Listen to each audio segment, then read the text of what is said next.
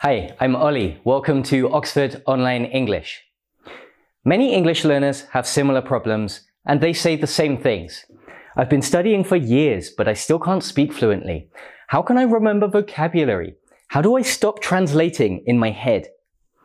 In this video, we'll talk about what it means to learn English, why so many learners have these problems, and what you can do to learn more effectively. First, have you seen our website? Go check it out, oxfordonlineenglish.com. You can find videos, listening lessons, quizzes, and professional teachers who you can study with if you need classes. Also, one more thing. Don't forget to turn on the captions if you need them. All our videos have captions in English.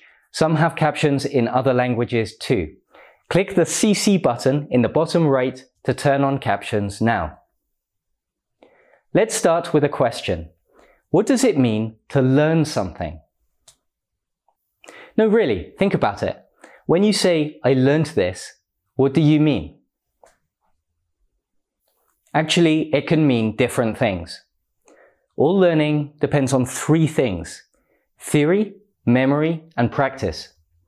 You need to understand ideas and concepts. Theory. You need to remember ideas and how to do things. Memory. And you need to use things in real life. Practice. When you learn something, you need a balance between these three things, and you need the right balance. If you don't get the balance right, you'll find it difficult to learn. You'll waste time and energy, and you'll probably get worse results than you could have. Let's talk about this balance in more detail. When you learn different things, you need different amounts of theory, memorization, and practice. For example, think about learning to ride a bike. Do you need theory or memorization? Not really. No one learns to ride a bike by reading books. You get on a bike and you try. You fall off, you try again. It's almost 100% practice. Let's take a very different example. Aeronautical engineering, meaning designing aeroplanes and rockets. Okay, I'll be honest, I don't know because I'm not an aeronautical engineer, but I'm guessing that it's a lot of theory and memorization and less practice because when you're designing a plane or a rocket, you should get it right first time. So what's the point? When you learn different things, you need a different balance of these three ideas: theory, memorization, and practice. What about learning English? Here's my suggestion. It's not meant to be something precise. This isn't statistics. What does this mean for you? Many English learners have problems because they get this balance wrong, and they get it wrong in similar ways. What are the biggest problems English learners have here? 1. They focus too much on theory. 2. They try to use theory and memorization to replace practice. 3. They leave memorization to luck. And 4. They don't practice enough or effectively. These mistakes lead to all the common English learner complaints. I've been studying for years, but I can't speak fluently. I learn vocabulary, but I can't remember it. And so on. Let's see what you can do about these problems and how you can make your English learning more effective. In this section, we're going to talk about the first two problems: focusing too much on theory and using theory and memorization to replace practice. Actually, this isn't English learners' fault. Many people learn English and other languages in a theory-heavy way at school or university.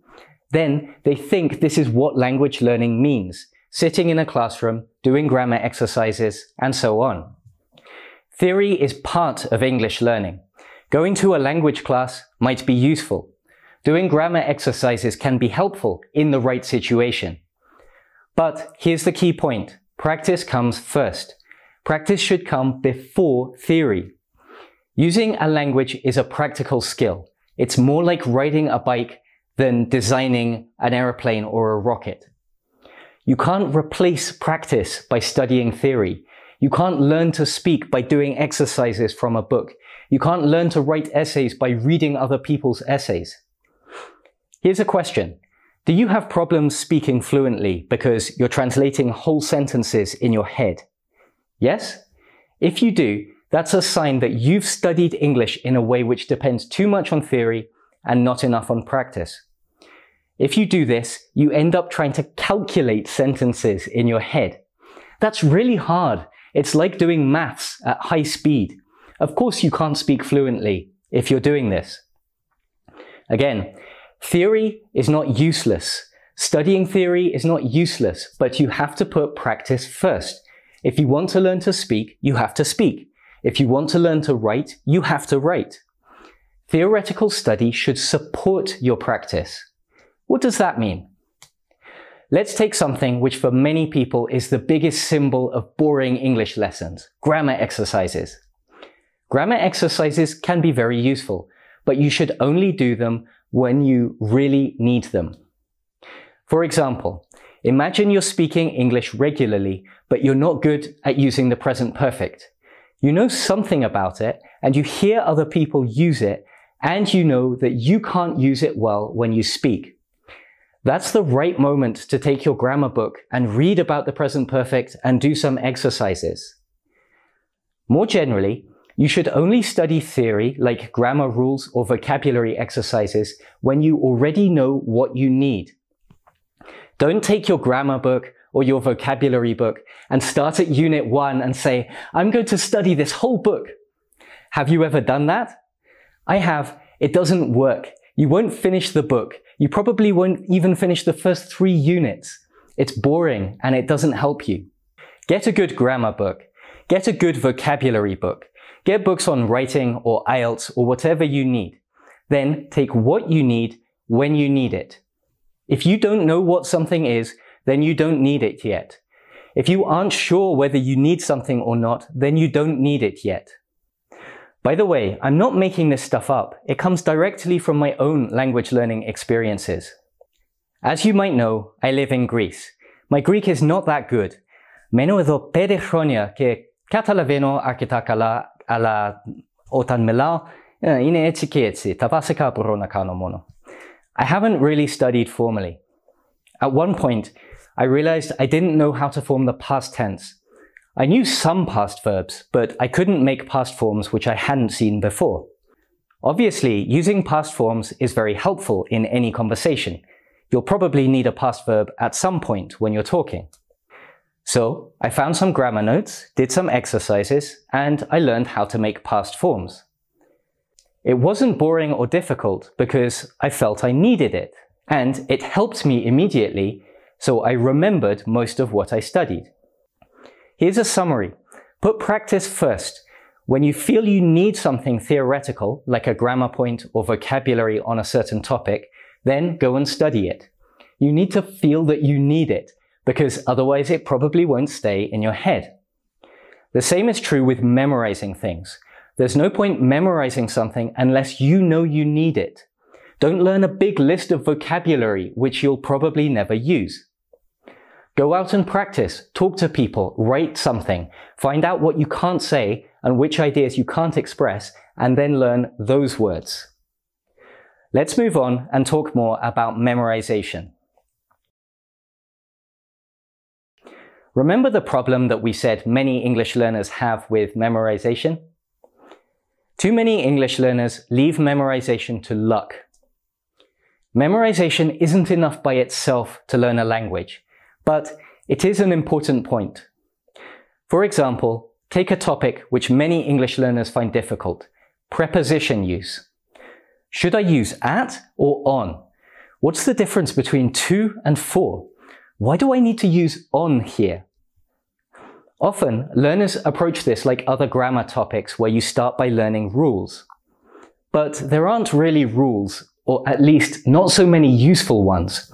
Learning to use prepositions is more about memorizing lots and lots and lots of information.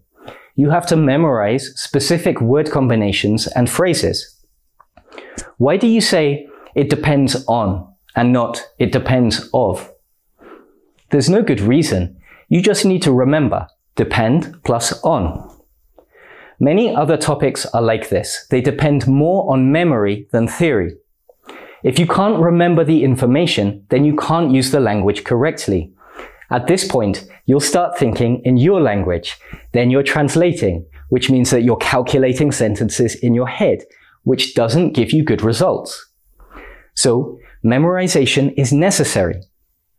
Here's another point about memorization. It's measurable. A question. Imagine you try to learn 10 new words. How many will you remember next week? How many will you remember next month? How many will you remember in a year? What do you think? Say a number. When I ask most students these questions, they almost all say that they'll remember 0 words in a year. If that's true for you, then why learn these new words? There's no point learning something if you're just going to forget it again. Also, that's not really learning. So what's the solution? The first part you already know. Put practice first. You won't remember things if you're not using them. Practice needs to come first. Don't try to memorize things you don't need, just like you shouldn't study theory unless you need it right now. Secondly, make a system for memorization. If you've watched our other videos, you might already know what I'm going to talk about. Is he going to tell us about Anki again? Yes, I am. If you don't know, Anki is a very powerful digital flashcard app. It lets you practice with questions and answers on your laptop or phone or tablet, and it's designed to help you memorize large amounts of information. I'm not getting paid by Anki or anything like that. I'm telling you this because I know it works from my experience. I'll tell you, I lived in China and I studied Chinese, including writing. Learning to write in Chinese involves a huge amount of memorization. To write at a basic level, you need to know around 1,000 to 2,000 characters. I spent 3 years in China, and at the end I took a C1 level exam, which is equivalent to around band 7 or 7.5 in IELTS. That meant I had to write essays and other things in Chinese. So I went from basically 0 to C1 level in 3 years, and Anki helped a lot. You don't have to use Anki. There are other flashcard apps. You don't have to use a flashcard app. There are other ways to memorize things, but you should have a system and you should ask yourself how well that system works. Think about the question you saw before.